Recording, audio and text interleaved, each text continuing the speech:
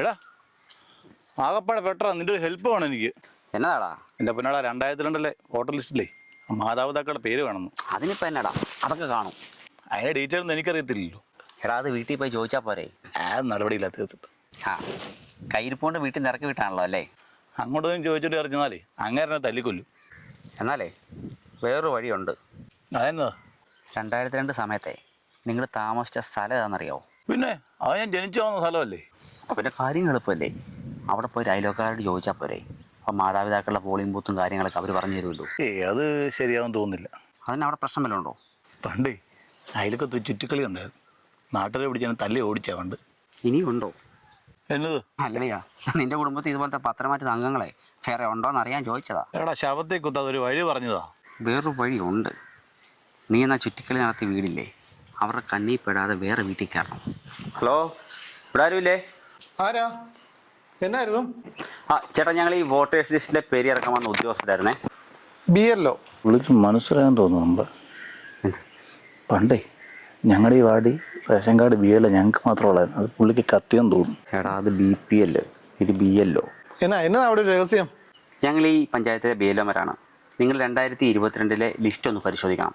2022 ആ 22 നിങ്ങൾ നിങ്ങളുടെ രേഖകളൊക്കെ ഒന്ന് വേഗം എടുത്തോണ്ട് പോവാ, ഒന്ന് പരിശോധിക്കണം. ഇപ്പോൾ എടുത്തോണ്ടേ.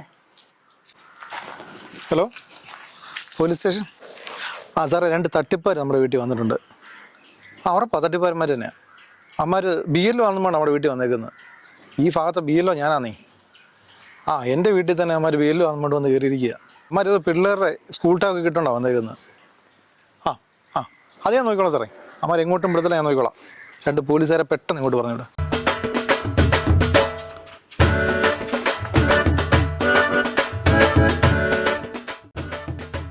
നീ അതിൻ്റെ ഇടയ്ക്ക് എവിടെ പോയടാ?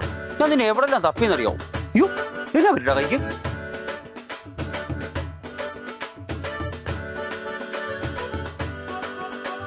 Police station.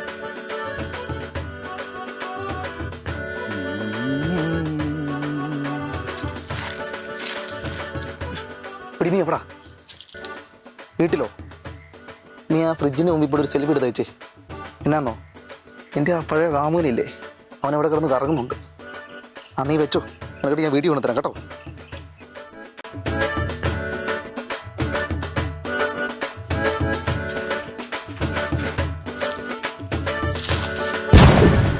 ആണാവേ, നീ 2002 ലിസ്റ്റ് എടുത്ത് വെച്ചു, ആവശ്യം വരും.